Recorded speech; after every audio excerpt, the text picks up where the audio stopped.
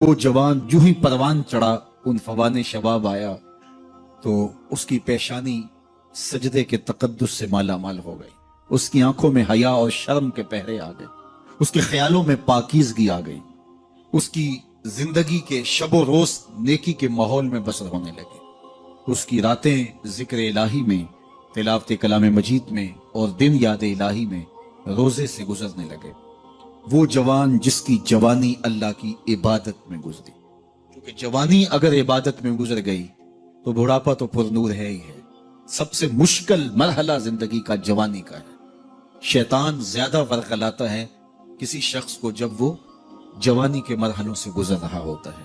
تو جس کی جوانی خیریت کے ساتھ گزر گئی اور اس نے اپنی جوانی کے تقدس کو محفوظ رکھ کے منزل تک پہنچا لیا، اپنی عصمت کے جوہر کی حفاظت کی، اپنی آبرو کو لٹنے نہیں دیا، اپنی آنکھوں کی شرم و حیا پر پہرے بٹھائے اور آنکھ کو برباد نہیں ہونے دیا اور اپنی زندگی کے تقدس کا پہرا دیا، تو جو جوان اپنی جوانی کو خیریت کے ساتھ گزار گیا۔ کسی نے کہا تھا نا، کتاب زیست کا ایک اور باب ختم ہوا، شباب ختم ہوا، ایک عذاب ختم ہوا۔ تو جوانی جس کی منزل تک پہنچ گئی خیریت کے ساتھ، عافیت کے سائے میں، مشکل تو بڑا ہے جوانی کو منزل تک لے جانا، خیریت کے ساتھ، داغدار نہ ہونے دینا، جوانی کے تقدس کو رسوا نہ ہونے دینا، عصمت کے جوہر پہ کالک نہ لگنے دینا، خواہشات کو غالب نہ آنے دینا۔ آسان کام تو نہیں ہے، مشکل کام ہے، لیکن اگر کوئی مشکل کاٹ گیا، جوانی کے تھوڑے سے ایام میں گزار گیا۔ اللہ اکبر۔ حضرت شیخ ختلی کہتے ہیں، داتا گنج بخش علی حجویری علیہ رحمہ کے مرشد ہیں، الدنیا یوم ولنا فیہا صوم۔ وہ کہتے ہیں دنیا ایک دن ہے، ہم روزہ رکھ کے گزار رہے۔ تو روزہ رکھ کے سارا دن گزر ہی جاتا ہے، دوپہر بھی آتی ہے گزر جاتی ہے، اور عصر کا وقت بھی آتا ہے گزر جاتا ہے، کھانے کا وقت بھی آتا ہے، چائے کا وقت بھی آتا ہے، سب کچھ ہوتا ہے، لیکن گزر جاتا ہے، افطار تک بندہ پہنچ جاتا ہے۔ جس نے زندگی روزے کی طرح گزار دی، جس نے جوانی روزہ رکھ کے گزار دی، خواہشات کو بے قابو نہیں ہونے دیا، مشکل کام تھا لیکن اس نے مشکل کام کر دکھایا۔ اجر کتنا بڑا ہے، سنیے اللہ کے محبوب کی زبان سے سنیے۔ حضور نے ارشاد فرمایا جو سیدنا ابو ہریرہ کے ذریعے سے ہمارے تک پہنچا، فرمایا قیامت کے دن جب سورج کا رخ سیدھا ہوگا، زمین تانبے کی ہوگی، لوگ پسینے میں شرابور ہوں گے، کوئی ٹخنوں تک پسینے میں، کوئی گھٹنوں تک، کوئی کمر تک، کسی کو پسینے کی لگام دی جائے گی، اور وہ پسینہ ایسے نہیں ہوگا جس طرح یہ پسینہ ہے، اتنا گرم ہوگا۔ ابن رجب حنبلی کہتے ہیں اس پسینے کا ایک قطرہ اگر احد پہاڑ پہ ڈال دیا جائے تو وہ پگھل جائے، اتنا گرم ہوگا، بدبودار اتنا ہوگا، ایک قطرہ دنیا پہ ڈال دیا جائے، انسان کیا جانوروں کے دماغ بھی پھٹ جائے، اس پسینے میں لوگ شرابور ہوں گے۔ لیکن جس نے اپنی جوانی کو عافیت سے گزارا ہوگا، کل قیامت کے دن جب کوئی سایہ نہیں ہوگا، اللہ اس جوان پر اپنے عرش کا ٹھنڈا سایہ عطا فرمائے۔ وہ شخص جس کو کسی عورت نے دعوت گناہ دی اور وہ صاحب منصب تھی، صاحب جمال تھی، اور اس نے یہ کہہ کے یہ خواہش، یہ آرزو مسترد کر دی، انی خوف اللہ۔ اسی طرح کوئی عورت ہے تو اس نے اپنے تقدس کی حفاظت کی، اپنی آبرو پہ پہرا دیا اور کسی پیشکش کو ٹھکرا دیا، تو فرمایا قیامت کے دن جب کوئی سایہ نہیں ہوگا، اللہ اسے بھی اپنے عرش کا ٹھنڈا سایہ دے گا۔ کیسا سخت دن ہوگا، اور وہ کس اعزاز میں ہوگا، کس تکریم میں ہوگا۔ یہ تو 4 دن 10-20 سال ہیں، اور وہ 50,000 سال کا ایک دن۔ پھر اس کو اللہ کا شکر ادا کرنا ہوگا کہ اللہ تو نے کتنا کرم کیا میرے اوپر کہ میری جوانی خیریت اور عافیت سے گزری، اور آج اس کا تو کتنا بہتر صلہ مجھ کو دے۔ انسان جب کوئی اچھی بات سنتا ہے تو انسان کی فطرت ہے کہ وہ آگے منتقل کرتا ہے۔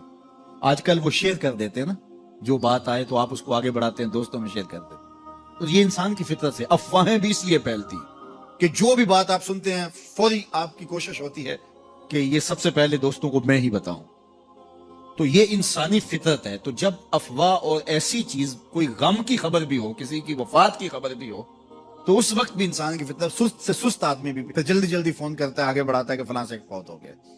تو چونکہ یہ فطرت ہے، بات کو آگے بڑھانے کا شوق ہے انسان کے اندر رکھا ہے، اس سے چیزیں پھیلتی ہیں۔ اور پھر جو خیر کی خبر ہوگی یا خیر کی بات ہوگی تو اس کو تو آگے پھیلانے کا پھر ہمارا دین بھی ہمیں ترغیب دیتا ہے، جذبہ دلاتا ہے۔ تو حضرت ابو ہریرہ اس جذبے کے تحت جو سنتے تھے پھر آگے منتقل کرتے۔ اب حضور کی بارگاہ سے اٹھ کے جاتے تو سب سے پہلے گھر جاتے اور سب سے پہلے اپنی ماں کو سناتے، اور ماں تھی کافرہ، وہ سننے کی بجائے، خوش ہونے کی بجائے سن کے وہ الٹا ناراض ہوتی اور کوئی نہ کوئی ایسی بات کر دیتی. سید ابو ہریرہ سے گوارا نہ ہوتا. ایک دن انہوں نے کوئی ایسی بات کر دی کہ حضرت سیدنا ابو ہریرہ رضی اللہ تعالیٰ عنہ نے فیصلہ کر لیا کہ آج ماں کو چھوڑ دینا، کیونکہ میں یہ گوارا نہیں کرتا کہ میرے آقا کے بارے میں کوئی ایسا جملہ کوئی بولے. اور تھی گھر میں ماں ہی، بھائی بھی کوئی نہیں تھا، بہن بھی کوئی نہیں تھی، باپ بھی فوت ہو گئے تھے، شادی بھی نہیں ہوئی تھی. تو ماں ہی ماں گھر میں، اور ماں اور بیٹا اکٹھے رہتے ہو تو پھر محبت بھی مثالی ہوتی ہے. تو اب ماں ہی ایک رشتہ ہے مادی دنیا کے اوپر. تو حضرت ابو ہریرہ رضی اللہ تعالیٰ عنہ نے فیصلہ کر لیا کہ چھوڑ دینا. چھوڑ کے گھر سے نکلے، لیکن دل ڈوب رہا ہے کہ ایک ہی تو رشتہ تھا، وہ بھی گیا. افسردہ ہے، حضور کی خدمت میں پہنچے. دل و قلب و نگاہ کے مرشد اولین نے ابو ہریرہ کی اداسی دیکھی تو فرمایا ابو ہریرہ کیا بات ہے؟ تو حضرت ابو ہریرہ جس طرح بندہ پھٹ نہیں پڑتا، تو عرض کی حضور میری ماں کی ہدایت کی دعا کر دیجئے. ساری کہانی 2 لفظوں میں بیان کر. میری ماں کی ہدایت کی دعا کر دیجئے. حضور نے نہیں پوچھا کیا ہوا، کیا ماجرا ہوا، فوراً ہاتھ اٹھ گئے. اور لفظ کیا تھے؟ اللہم اہد ام ابی ہریرہ تھا، اے اللہ ابو ہریرہ کی ماں کو ہدایت دے دے. ادھر انہوں نے بے چینی سے یہ بات کہی، ادھر حضور کے ہاتھ اٹھے. پھر ان اٹھے ہوئے ہاتھوں کو خالی تو موڑا ہی نہیں جاتا. اجابت کا صحرا، عنایت کا جوڑا، دلہن بن کے نکلی دعائے محمد صلی اللہ علیہ وسلم. تو حضور علیہ السلام نے ہاتھ اٹھا دی، حضرت ابو ہریرہ نے دوڑ لگا دی.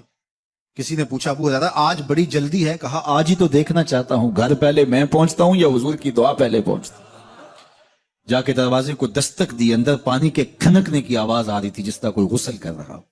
آواز دی تو آواز آئی، بیٹا ابو ہریرہ ٹھہرو، میں بھی آئی.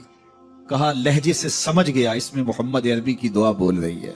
تھوڑی دیر کے بعد میری ماں آئی، تازہ آثار وضو سے اور غسل کی وجہ سے ان کے جو ہے وہ بالوں سے قطرے ٹپک رہے تھے اور لبوں پر میرے حضور کا کلمہ جاری تھا. اللہ اکبر. سیدنا ابو ہریرہ تیرے مقدر پہ قربان.